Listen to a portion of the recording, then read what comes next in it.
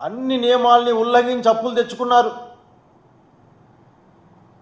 అట్లా ఒక ఆయన వచ్చాడు, బహుశా వీళ్ళే పిలిపించుంటారు పరోక్షంగానో ప్రత్యక్షంగానో. ఆనాడు ఒక ప్రముఖ పత్రిక, అది కూడా ఈనాడు అనుకుంటాను, దాంట్లో ఆయన మహేంద్ర దేవ్ అనే ఒక పెద్ద మనిషి వచ్చాడు. ఆయన పెద్ద ఆర్థిక నిపుణుడు, ఈ ప్రపంచాన్ని ఆర్థిక మాంద్యం నుంచి కాపాడినవాడు. ఆంధ్రప్రదేశ్ రాష్ట్రాన్ని అనాలిసిస్ చేసిన తర్వాత చెప్తానని ఆయనకు 14 లక్షల కోట్లు అని చెప్పారు. అసలు వినడానికి భయం వేసేది సామాన్య ప్రజానీకానికి. ఎన్నికల ప్రచారంలో ఈనాడు డిప్యూటీ సీఎం గారు ఎన్ని మాటలు మాట్లాడారంటే నిజంగానే ఆశ్చర్యం వేస్తుంది. అంత ధైర్యంగా ఎట్లా మాట్లాడతారబ్బా, సమాచారం లేకుండా వీళ్ళని భయం వేస్తుంది.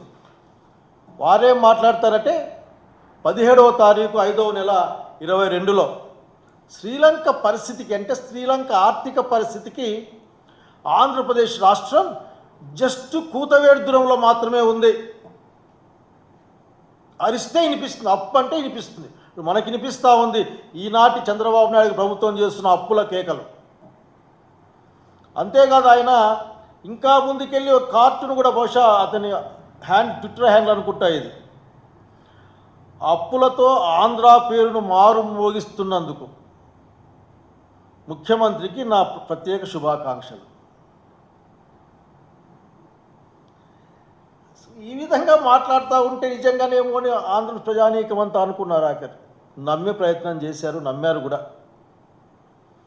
కానీ ఆ రోజున ఆనాటి గౌరవ ముఖ్యమంత్రి జగన్మోహన్ రెడ్డి గారు ఈనాటి ప్రతిపక్ష హోదాలో కూడా స్పష్టంగా మీరు అబద్ధాలు చెప్తా ఉన్నారు, ప్రజల్ని మోసం చేస్తూ ఉన్నారు, మీరు ఎన్నికల కోసం అన్ని నీతి నియమాల్ని కూడా పక్కకు పెట్టి తుంగలో దొక్కి మీరు మాట్లాడుతూ ఉన్నారు, ప్రజలారా గమనించమని చెప్పాడు. చివరికి గవర్నర్ స్పీచ్లో కూడా ఓట్ ఆన్ అకౌంట్ పెట్టిన రోజున కూడా ఈ చంద్రబాబు నాయుడు గారి ప్రభుత్వం, అంటే ముఖ్యమంత్రి గారు, మంత్రివర్గం ముఖ్యమంత్రి గారి పేరు మీద ఉంటుంది. చంద్రబాబు నాయుడు గారి ప్రభుత్వం గవర్నర్ చేత ఆ రోజు చెప్పించిన మాట ఏందయ్యా అంటే 10 లక్షల కోట్ల పైగా అప్పుల్లో తడిసి ముద్దవుతా ఉంది, దీన్ని లేపడం ఎట్లో చేత కావడంలే, అప్పులు డబుల్ అయిపోయినాయని చెప్పిన పరిస్థితి గుర్తు చేస్తూ ఉన్నాను. కానీ ఈ రోజున గౌరవ వైసీపీ శాసనసభ్యులు ఒక ప్రశ్న వేశారు అసెంబ్లీలో. ఆ ప్రశ్న ఏంటంటే, అయ్యా ఈ రాష్ట్రానికి ఉన్న అప్పులు ఎంత అని అడిగారు. శివప్రసాద్ రెడ్డి గారు, చంద్రశేఖర్ గారు, అమర్నాథ్ రెడ్డి గారు, విశ్వేశ్వరరాజు గారు ఒక ప్రశ్న, స్టార్డ్ క్వశ్చన్ ఇది. అయ్యా ఎన్ని అప్పులు ఉన్నాయో చెప్పండి ఒకసారి, ఎందుకంటే భయం వేస్తుంది మాకు, నిజం చెప్పండి అని.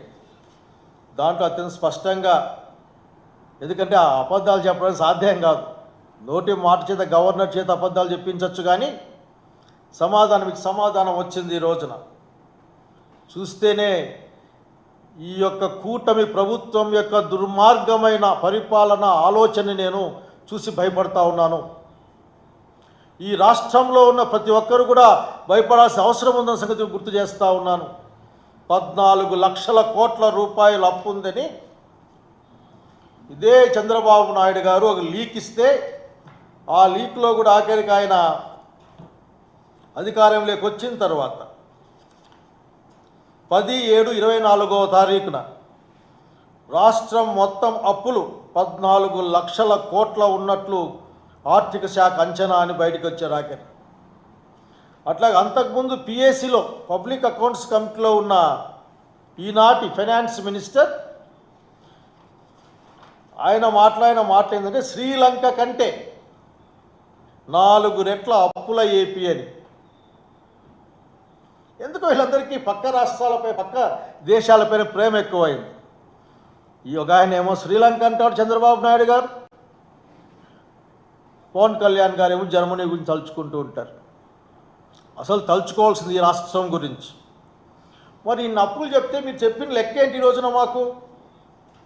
ఇవాళ ఆర్థిక శాఖ మంత్రి పయ్యావుల కేశవ్ గారు అసెంబ్లీలో సమాధానం ఇస్తూ మార్చి 24 వరకు ప్రభుత్వ అప్పులు 4,91,734 కోట్ల రూపాయలు.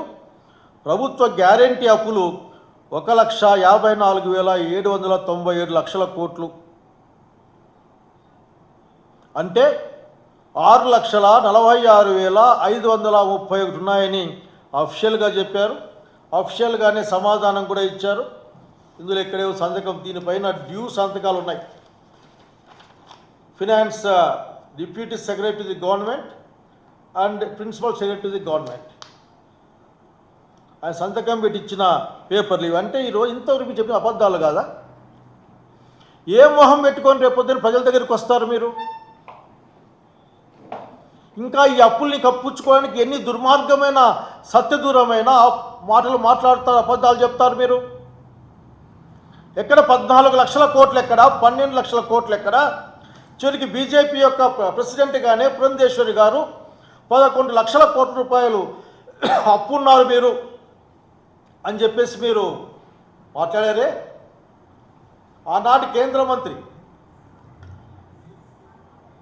ఒక సమాధానం ఇస్తే, అసలు వాస్తవాలు చెప్పే ప్రయత్నం చేస్తే, ఆనాటి president of BJP party Andhra Pradesh శాఖ పురంధేశ్వరి, ఈనాడు కూడా ఆమె ఉంది, ప్రత్యేకంగా ఢిల్లీకి పోయి వాళ్ళ మరిది గారి తరఫున, చంద్రబాబు నాయుడు గారి తరఫున పోయి మీరు లెక్కలు తప్పు 12 లక్షల కోట్లు ఉన్నాయని చెప్పి ప్రకటించిన సంగతికి గుర్తు తెచ్చుకుంటే, మీరు ఎంత ప్రణాళికగా, ఎంత వ్యవస్థీకృతంగా ప్రజల్ని మోసం చేయడం కోసం, లేకుంటే ఒక అబద్ధాన్ని, ఒక సత్యదూరమైన అంశాన్ని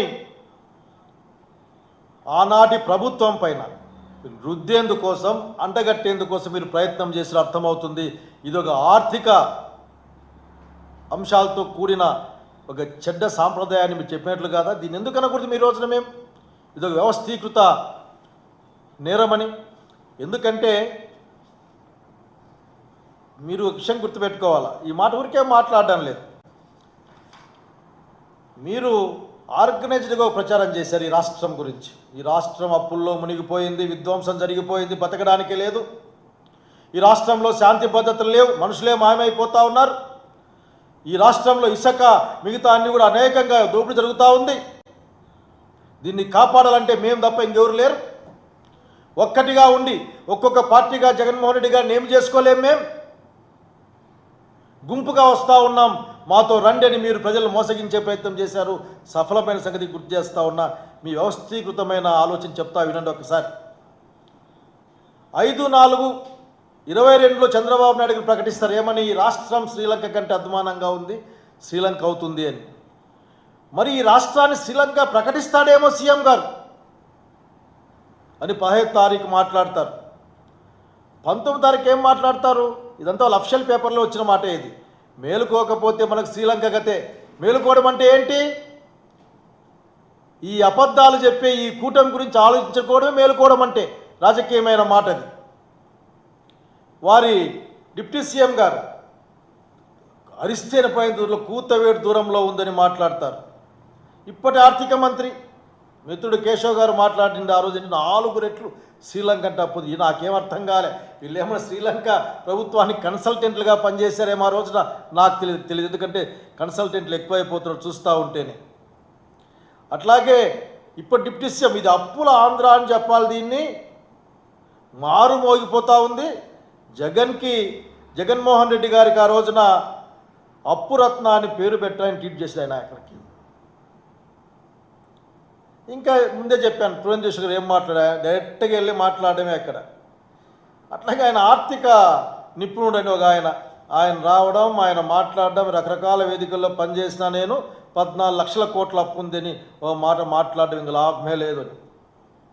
అయా చంద్రబాబు నాయుడు గారు, మిమ్మల్ని అడుగుతూ ఉన్నాం, ఈ విధంగా ఒక ప్రణాళికాబద్ధంగా ఒక అబద్ధాన్ని పదే చెప్పి ఆనాటి జనరంజకమైన ప్రభుత్వాన్ని అబాసు పాలు చేసి, అప్రతిష్ట పాలు చేసి, వాళ్ళ మనసుల్లో ఒక అనుమాన బీజాన్ని లేవనెత్తి ఒక ప్రణాళికబద్ధంగా మీరు రాజకీయాల కోసం ఆ కార్యక్రమం చేశారా లేదా అడుగుతూ ఉన్నాం. దీని వ్యవస్థీకృతమైన అంటే తప్పేమైనా ఉందా అని అడుగుతూ ఉన్నాం. అయ్యా మీరు ఒక మాట మాట్లాడుకుంటా ఉన్నాం మీతో. ఆ రోజున ఈ లెక్క ప్రకారం చూసినప్పుడే దాదాపు 6,46,531 రూపాయలు అప్పు ఉంది ఇక్కడ, వేల రూపాయలు అప్పు ఉంది ఇక్కడ కోట్లల్లో. జగన్మోహన్ రెడ్డి గారు అప్పులు తెచ్చి మీరు చెప్పిన మాట ప్రకారమే ఓ లెక్క ఉంది మా దగ్గర, తిక్కేం లేదు, లెక్కే ఉంది మా దగ్గర. ఈ రోజున డైరెక్ట్గా జనం దగ్గరికి పంపించినది దాదాపు అన్ని బెనిఫిట్లు లెక్కేస్తే 8 కోట్ల పైచిలుకు 8 కోట్ల పైచిలుకు లబ్ధిదారులు. ఒకే లబ్ధిదారుకి అనేకం వచ్చి ఉండొచ్చు, ఆఖరికి ఒకరికి 1, 2, 3 వచ్చే అవకాశం ఉంటుంది. 2,73,756.17 లక్షల కోట్లు.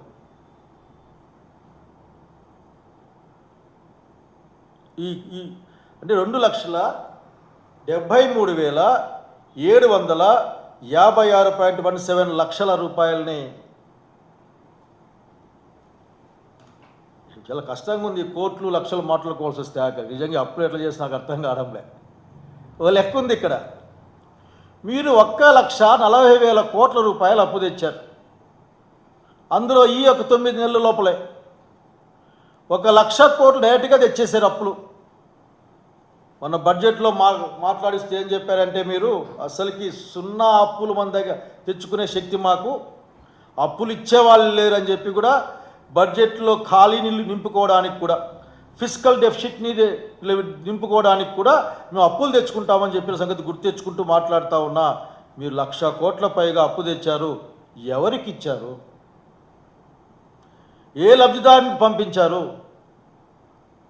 ప్రజల లేక పెద్దవాళ్ళ?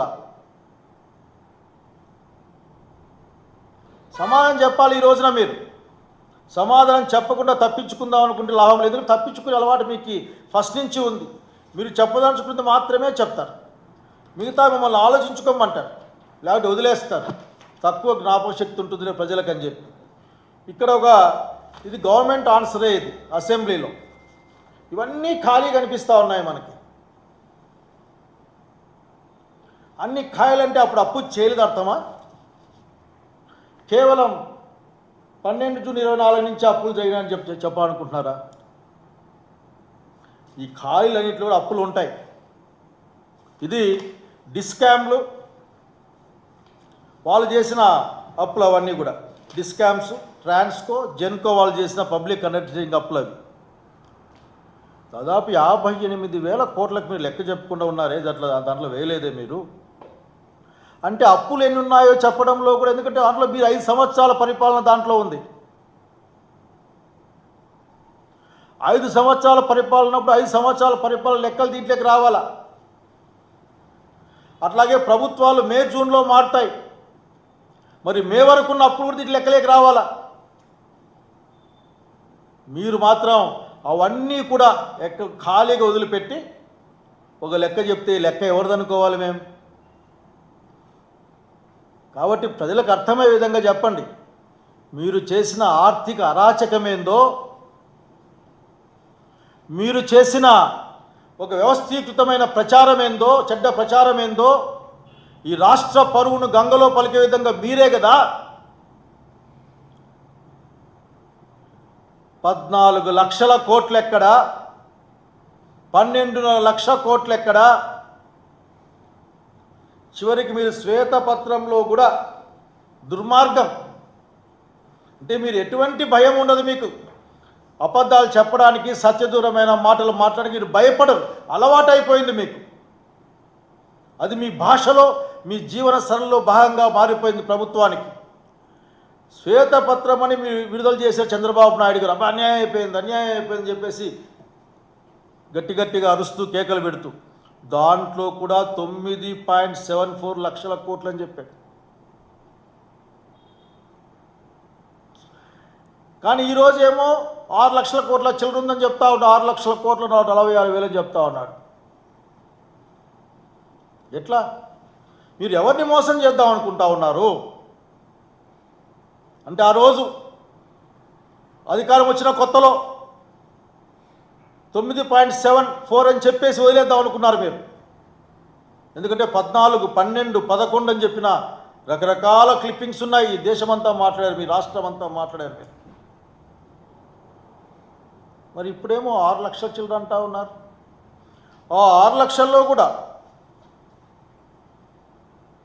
గవర్నమెంట్ రాకముందు, జగన్మోహన్ రెడ్డి గారి ప్రభుత్వం రాకముందు ఈ రాష్ట్ర ప్రభుత్వం అప్పులు, గ్యారెంటీలు అన్నీ కలిపితే 3,06,951 కోట్లు. లెక్కలు తీసేసుకోండి. ఫైనాన్స్ మినిస్టర్ గారు, సీఎం గారు 6,46,531లో 3,06,951 తీసేసుకోండి. మీరు తీసేస్తే మళ్ళొక 3 చిల్లర మిగులుతుంది. ఇది మీ లెక్కలే, మేమేసినవి కావు. మీ ముద్రలతో, సంతకాలతో వచ్చిన పేపర్లో లెక్కలే మేము మాట్లాడుతూ ఉన్నాం. మరి ఏం చెప్పాలి మళ్ళీ మీరు? బయటకు వచ్చి ఏం మాట్లాడతారు మీరు? ఇప్పుడు కూడా మీకు ఆత్రం కూడా కనీసం మీకు మీ మనస్సాక్షి మిమ్మల్ని ఎట్లా ఒప్పుకుంటుంది? మీకు మీ అంతరాత్మ మిమ్మల్ని అడగదా? మిమ్మల్ని మీ అధికారం వచ్చిన తొలినాళ్ళ నుంచి కూడా మీ అంతరాత్మ అడిగి ఉండాలి మిమ్మల్ని. అది అడుగుతుందో లేదో, లేకపోతే అడగకుండా చేశారు నాకు తెలియదు. కానీ ఈ రోజున జగన్మోహన్ రెడ్డి గారు చేసిన అప్పు 3 లక్షలు 4 లక్షల మధ్యల కంటే ఎక్కువ లేదే. అందులో దాదాపు 2,73,000 డైరెక్ట్గా జనానికి ఇచ్చిన డబ్బులు. అవి వివిధ పథకాల రూపేణా డైరెక్ట్గా జనానికి ఇచ్చిన డబ్బులు. ఇంకెంత ఉంది దాంట్లో? ఏదో 1,90,000. ఒక సంవత్సరంలోనే, ఇంకా సంవత్సరం నిండకముందే 1,00,000 కోట్ల పైన అప్పు చేసి లెక్కలు చెప్పకుండా, ఒక పథకం లేకుండా, ఒకరి బెనిఫిషరీ లేకుండా చివరికి సంపద సృష్టించలేకపోతా ఉన్నాను.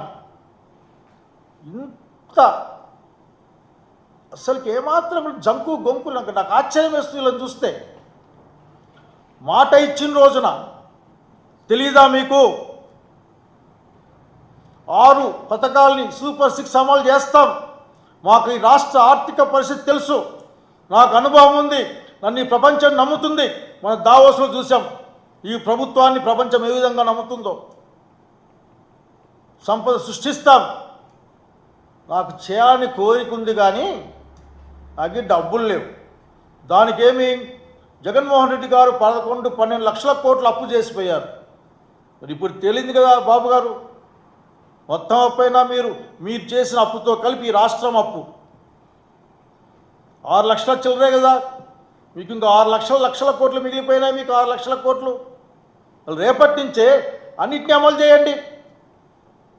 నిరుద్యోగ వృత్తి ఇవ్వండి, 15,000 రూపాయలు ఇవ్వండి, 1,500 రూపాయలు మహిళలకు ఇవ్వండి. బస్సు కూడా రాష్ట్రంలో అన్ని చోట్ల పోయే విధంగా ఆ ప్రయత్నం చేయండి. మహిళలు ఇంత బాధ్యత రాహిత్యమైన పరిపాలన, బాధ్యత రాహిత్యమైన మాటల్ని మీరు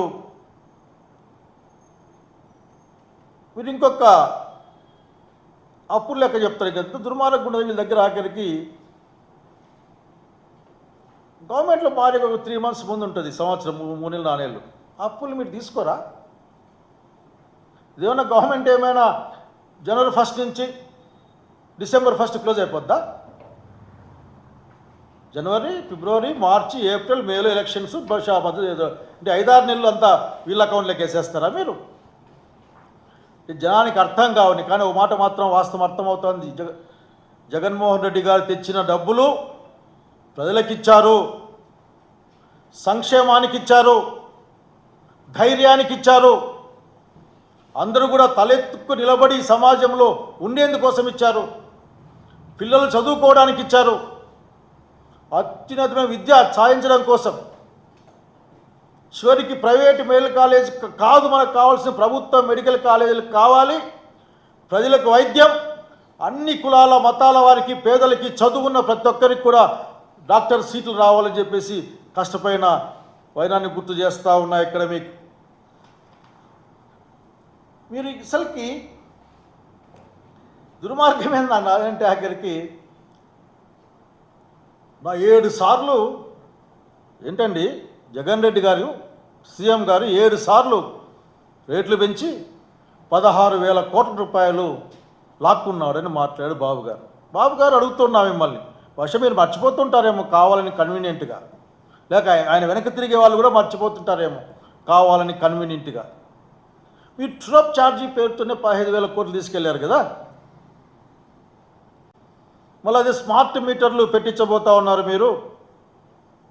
అవి కూడా మేమే కొనుక్కోమని చెప్తా ఉన్నాం, ప్రజలే కొనుక్కోండి, మీరు నెల కట్టించుకుంటామని చెప్తా ఉన్నారు. అంటే ఎంత దోపిడీకి సిద్ధమైంది ఇక్కడ. దాన్ని మేము దోపిడీ అనాలన్నా మీరు చెప్పిన మాట ప్రకారం? కాబట్టి మీరు ఇంకొకటి, నిజంగా మీరు ఎంత అన్యాయంగా మన అసెంబ్లీలో మాట బాధేస్తుంది వింటే, అసెంబ్లీలో మీ మాటలు వింటే.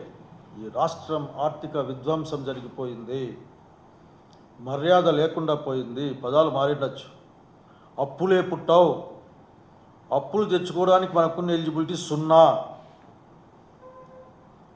ఏమిది ఏమన్నా మీరు సపరేట్ కంట్రీ అనుకుంటున్నారా బాబు గారు? భారత సమాఖ్యలో ఆంధ్రప్రదేశ్ రాష్ట్రం ఒక భాగం. దీనికి అప్పు తెచ్చుకోవాలంటే ఎఫ్ఆర్బిఎంకి ఒక పరిమితి ఉంటుంది. ఆ పరిమితుల్లోనే అప్పు తెచ్చుకుంటాం. అది 3.5% ఉంటుంది. దానికి మించి ఎవరేం చేయలేరు. ప్రత్యేక పర్మిషన్లు కావాలి ఇంకా తర్వాత. అట్లా అనుకుంటేనే గాల్లో ఎలక్షన్ మీటింగ్లో చెప్పేట్లు 12 కోట్లు, 13 లక్షల కోట్లు, 14 లక్షల కోట్లు అంటే కాదు. అక్కడ ఎఫ్ఆర్బిఎం పరిధి అనుకుంటుంది. అది జనానికి అర్థం కాదు కాబట్టి మీరు దాన్ని పెద్దగా బూచిగా చూపించే ప్రయత్నం చేశారు. నాకు ఇప్పటికీ అడిగే ప్రశ్న ఒకటే మిమ్మల్ని, 0 కెపాసిటీ అర్హత ఉన్న, శూన్య అర్హత, ఏం అర్హతే లేని ఆంధ్రప్రదేశ్ రాష్ట్రానికి 1,00,000 కోట్ల రూపాయలు అప్పు తీసుకొని వస్తాం అని ఏ విధంగా చెప్తా ఉన్నారు మీరు? మీ అభివృద్ధి 12% ఉందా? ఈ 9 నెలల్లో ఏం సాధించారు ప్రొడక్టివిటీ మీరు? దేశంలో 6 ఉన్నట్లుంది, ఈ రాష్ట్రంలో కూడా 6 చిల్లర ఎంతో ఉంటుంది. అంటే మా సబ్జెక్ట్ కరెక్షన్ 6.8 ఎంతో ఉంటుంది బహుశా. అది 2 కలుపుకుని నాకు అనుమానం ఏంటంటే ఆంధ్రప్రదేశ్ రాష్ట్రాన్ని దేశాన్ని 2 కలుపుకొని 12 వేసుకొని 12 అని చెప్తా ఉన్నా. లెక్కలు సరిగ్గా చూసుకోవాల్సిన అవసరం ఉంది. ఇట్లా ఎన్నో కాలం మీరు ఏం చేయలేరు. మీరు ఇంకోసేపు అనుకున్నాకరికి కరెక్ట్ విషయాల్లో మీరు ఎందుకు అంత అన్యాయంగా ఉంటారు? చివరికి మీరు చేసిన అప్పుల్ని మాకు చెప్పరా? దాదాపు 60 వేల కోట్ల రూపాయలని కరెంట్ సెక్టర్ అప్పులు తెచ్చిందే, అవి మాకు చెప్పరా? ఊరికే ఆ తిరుపతిలో ఆయన మీటింగ్ పెట్టి దీని రేటు పెంచినాం, లేకుంటే మీటర్లు పెట్టుకోండి అని చెప్తే అయిపోతుందా? ఎన్ని అబద్ధపు మాటలు చెప్పారు. ఆ సెక్యూ అగ్రిమెంట్ సాక్షాత్తు మీ ప్రభుత్వమే చెప్పింది. సెక్యూ అగ్రిమెంట్ చేసిన జగన్మోహన్ రెడ్డి గారు, విజనరీ జగన్మోహన్ రెడ్డి గారు అని చెప్పింది. వచ్చే ఒక 25 సంవత్సరాల కాలానికి కరెంటు బాధలు లేకుండా చేసేందుకోసం చేసే ప్రయత్నం అని మెచ్చుకుంది. దాన్ని కూడా మీరు కనుక మీతో మీకు చెప్పేమాటండి పెద్ద గొప్ప విషయం ఏం లేదు దీంట్లో. ఇంకా మీరు చేసి ఒక్కటే, మాకు రావాల్సిన సమాధానం చెప్పాలనుకుంటే వాస్తవాలు చెప్పే ప్రయత్నం చేయండి. మీకు ఆశ్చర్యంగా లేదా బాబు గారు? ఒకసారి చూడండి మీరు. అట్లాగే ఫైనాన్స్ మినిస్టర్ కూడా చూడండి. లేదంటే నేను పేపర్ కట్టిసి మీకు పంపిస్తా. అంటే ఇవన్నీ మీవే. దీంట్లో ఏమి అసలుకి వేరే పేపర్ సాక్షో ఈక్షో ఏం లేదు దీంట్లో. అన్నీ కూడా ఇవన్నీ కూడా పంపిస్తాం. లెక్కలు చూడండి మీరు చెప్పిన మాటలు, ప్రకటిస్తున్న అధికార పత్రాలు ఎంత తేడా ఉన్నాయో. ఈ రాష్ట్రంలో ప్రజలకు అబద్ధాలు చెప్పడాన్ని మీరు అలవాటు చేశారు. రాష్ట్రంలో ప్రజలకు అబద్ధాలు చెప్తా ఉన్నారు, మీరు అలవాటు చేసుకున్నారు. మీరు